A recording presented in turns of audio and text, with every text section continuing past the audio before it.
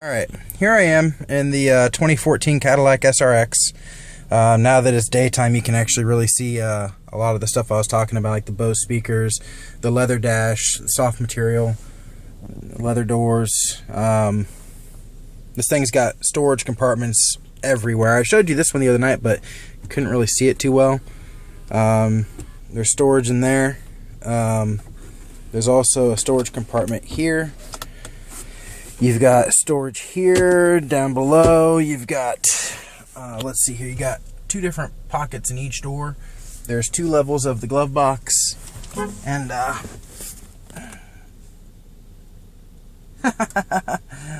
some guy honking at a bird that won't move out of his way over there. I'm at a marina right now here in Florida.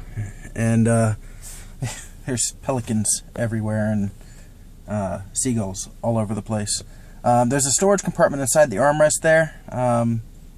It's kind of funny that they have a pass-through when these seats actually fold down and it's wide open right there. But anyways, they put it there. The leather quality, of course, isn't, you know, like a $130,000 Audi, but it's actually pretty good. I mean, it's not like the old GM cars where, you know, you had a lot of issues with you know, being pleather, basically. That fake leather vinyl stuff, just not luxurious. The panoramic sunroof's actually pretty good size and works quite well. And little button here that you can decide exactly how much you want it to open up, and it'll go ahead and open up the back for you. I'm gonna briefly pop the hood real quick, take a look at the plastic that they call an engine. Somewhere under there you have the engine. It's not as bad as like a Lexus or something, but everything is like everything has a cover over it, but it gives it a pretty clean look. Overall, functional, and it's actually not a bad looking vehicle. The front end does come down pretty low, so you barely miss scraping on the parking curbs there. It's only like maybe 1/4 of an inch off of them. There's the side lights I was showing you in the other video. Of course, has the buttons for the doors for your keyless system on here. Pretty good size overall. This actually is a pretty cool little cargo organizer thing here.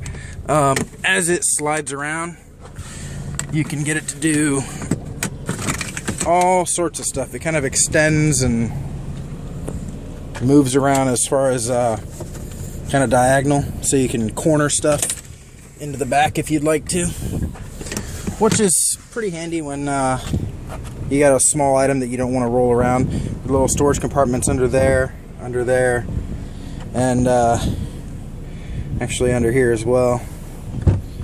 And of course you got the spare in there and everything, but lights that are pretty much all over the place back here. Has a couple more up there. Under the seat in the back, there's a couple lights that aim down on the floor for some ambient lighting back there, and has a little guard for when you're loading stuff up so you don't scratch it up. Push that and it'll close, or you can just start pulling it with that handle there.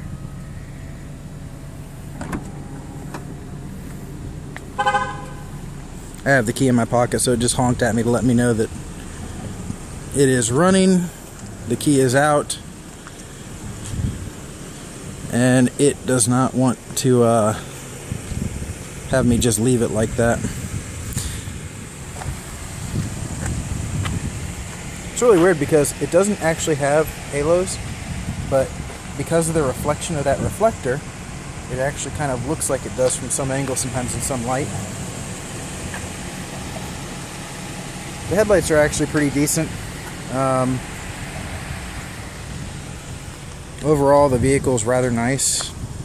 I didn't initially think I was going to like it very much because it's not really my sort of thing, but after having it for a couple weeks, it's grown on me. It's actually a pretty decent vehicle and rather comfortable. smooth and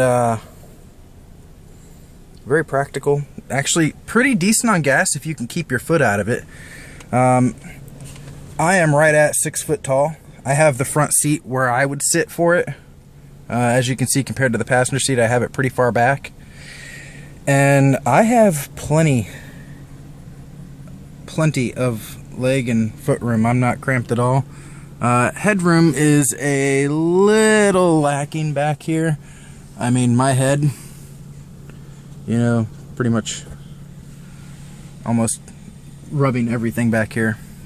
With the top closed here, it gets a little bit worse actually. And there's microphones like all over this car for the Bluetooth, and I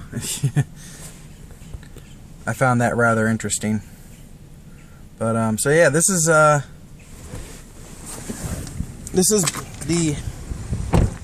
SRX. A little benefit here is that you actually have a little bit more space than you do in the smaller car like the ATS, but yet you still have, you know, the less premium interior compared to like the CTS and the XTS. So it saves you on cost. You don't have to worry about spending a fortune on it. When you turn this off, it goes to a default little clock right there with the date and everything else. And it's actually kind of cool looking. The graphics are pretty good on it. So let's take it for a brief spin. I will say that the power on this is actually pretty decent. 308 horsepower. It's not by any means a performance vehicle, but it's not slow. It's not as good as, you know, some of the sportier models. It's not going to be any vehicle that you're going to go out and take to the races. I mean, you could, but it's really kind of not made for that, so you'd be kind of ineffective. But it's decent. It's 0 to 60, I think, is like a little over 6.5 seconds, I think they said on the last time I checked on the new one. The old one wasn't quite as fast, but not bad for, you know, a V6 and a 4,200 pound vehicle with a plush ride.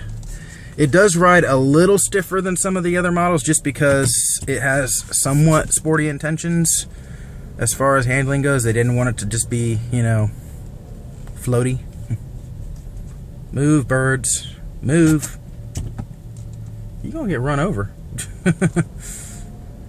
Stupid seagull. When you put it in manual mode, it actually will hold the gear that you select, and it'll just do a fuel cutoff at the limit. But the steering's decent effort.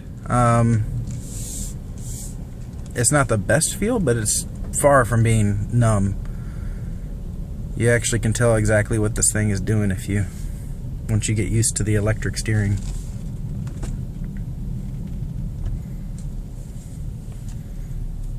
The brakes are actually pretty powerful in this. I was kind of impressed. I did not expect it to be as good as it is. It nosedives a lot, but it's responsive, which is a good thing. And I read some reviews where they said the brake pedal is mushy.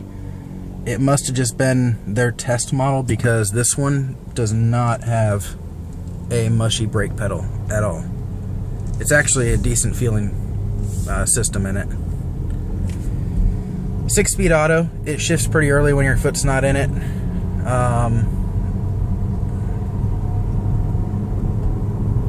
Fairly quiet as long as you're not putting your foot down when you just cruise. Has the manual mode when you slide that over, and then it'll tell you right down there what gear you're in and everything. When you put it in sport mode, by sliding that over, the eco mode automatically turns off, of course. Kind of hard to be economical and sporty at the same time, but it always kind of shouts that on you on the little left side there. Eco not available. everyone goes slow on this bridge because there's a lot of cops that sit on either side of it, and if you speed, they will get you. In Florida, you can go 5 over the limit without getting a ticket by law. Like, they can't write you a ticket for 5 over. I don't know if you guys knew that or not, but if you didn't know that and they tried to write you a ticket, take it to court, because they're not supposed to be able to do that.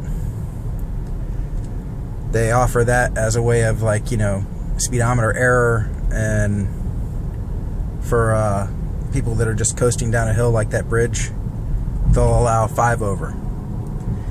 Any faster than that, you go 6 over, and these cops around here will get you.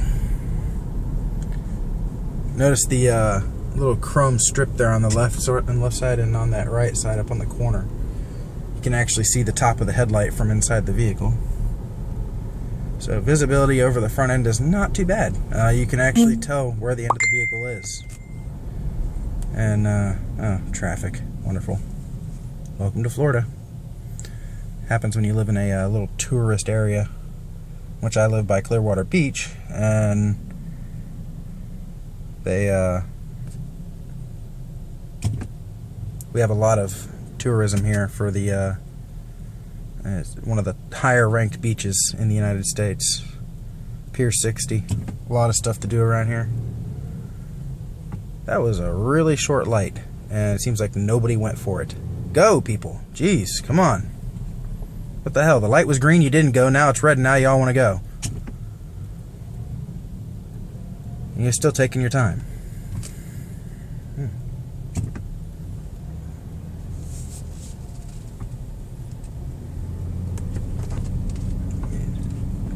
People are not the brightest around here, I will say.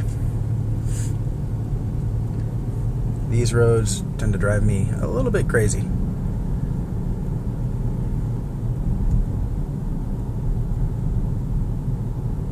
This is actually a rather, you know, bumpy road right here. You can tell because I'm moving the camera a little bit when I hit the bumps. But overall, if I were comparing this to like my Grand Prix, for example, my Grand Prix ride's somewhat rough over this. And my suspension's good. It's just a sporty suspension because I have the Comp G model. But with this, yeah, actually, that was a big bump right there. Normally that like tosses most cars all over the place. It's not really moving this one much. So they aren't kidding when they say, you know, hey, it rides like a Cadillac. Well, even the sportier model Cadillacs, I hear the new ATS performance model rides kind of rough. And of course the CTS-V will, but most of the Cadillacs are really smooth. And you don't get any kind of real suspension thumping or anything like that. No clattering. Ah, we got the sheriff sitting up here. He's parked off to the side. Probably watching for people acting a fool. He's watching the parking over there by the beach for one of the little private beaches.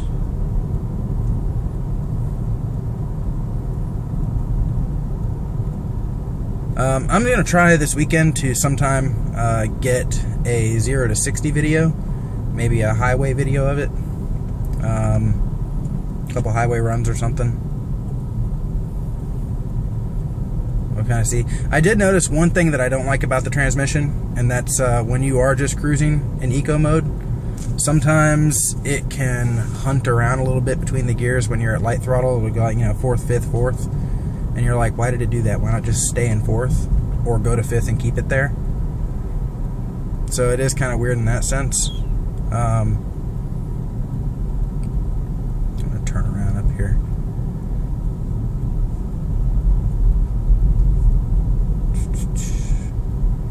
The good thing about the transmission, though, something I do like about it, is that it's actually rather intelligent when it comes to track use. When I read reviews about the new Cadillac transmissions and how they're actually doing really good for the track, I wasn't sure what to expect. But it actually will hold a gear just for a few seconds when... Oh, Viper. Older one. Another thing about Florida that's kind of nice is the nice cars that are all over the place here. So much traffic. Anyways, back to the transmission. It'll actually blip the throttle on the downshifts, smoothing them out quite a bit. And it'll downshift pretty quick when you're on the brakes pretty hard. But before you enter a corner and you slow down and then you go to get back on the gas, it'll actually hold the gear long enough for when when you get back on the gas, it doesn't have to shift back down, which is pretty good. I mean, that's that's what you want. Normally, I only get that with paddle shifters and stuff, but this one does it automatically, even if you just leave it in regular drive. When you use the actual shifter down there, it's just even more effective. Let's see if I can get it to go down here. Alright. Damn, I was all the way up in 5th gear. Eco not available. 1st gear.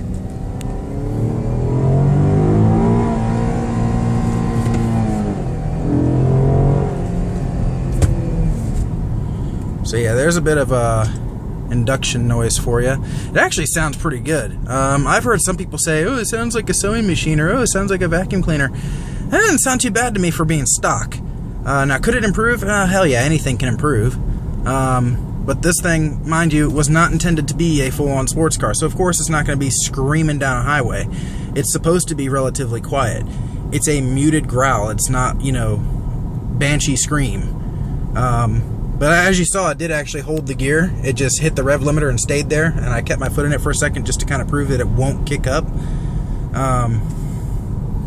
I found that pretty impressive. I did not expect that out of a Cadillac. I thought that for sure it would at some point shift up, but nope, it hold it. And then as soon as I shifted, you hear how I just kind of like went into the next gear and then got on the throttle. It was actually pretty smooth about it too, considering that I was at redline.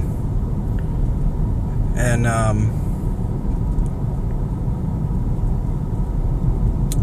yeah, and that actually, when I drive like that, this thing actually still does pretty decent on gas.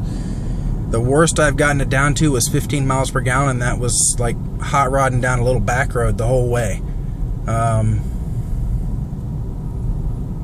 Which I actually tested the handling out, and I will say it does lean. It's a big old Cadillac. It's heavy. It's it's a crossover vehicle, so it's more like SUV like around corners. It's not down low like the Cadillac ATS and CTS and all them. So you do get some lean. That said, it's not bad. The suspension is plush enough to where you do get the nosedive when you slam on the brakes hard. It does squat down a bit when you hit the gas hard, and it will lean around the corners. But it is not like unsafe or unmanageable. The really cool thing is that when it does start to let go and actually break traction, it's very smooth about it. It doesn't just suddenly snap into a spin. It doesn't just start understeering like crazy, despite the fact that this is front-wheel drive. It simply starts to kind of just go wide a little bit, kind of gradually. You hear the tires start to scrub a little bit. They don't even really squeal, they just kind of scrub, and you can tell that it's starting to push. And it's very smooth about it. Very easy to control, very easy to compensate for. You do a little bit of throttle lift, and it'll actually bring the ass end around a little bit. But yet not so abruptly that it's going to spin on you. And for something that's so big and heavy, I find that really impressive.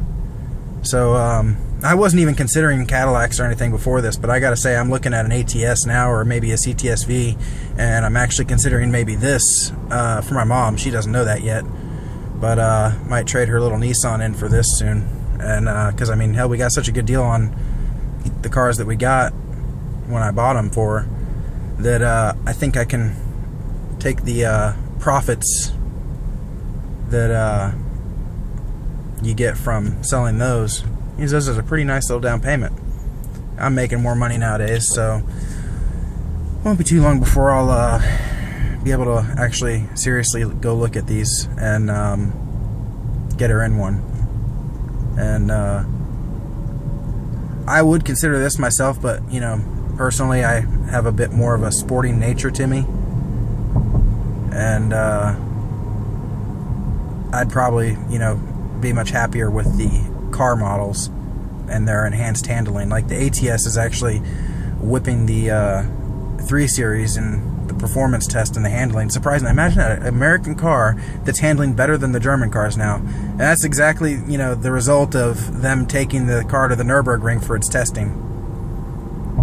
So, anyways, this video is getting kind of long now, but there's a good little, you know, review for you on how I went from not really liking these to this is actually something I will consider getting for a family vehicle or for my mom, because I know she prefers, you know, an SUV but doesn't want the SUV fuel economy or SUV like ride. She doesn't want something like the truck anymore as far as ride goes, which was something that initially caught my attention with the Nissan because it rode pretty smooth for a truck.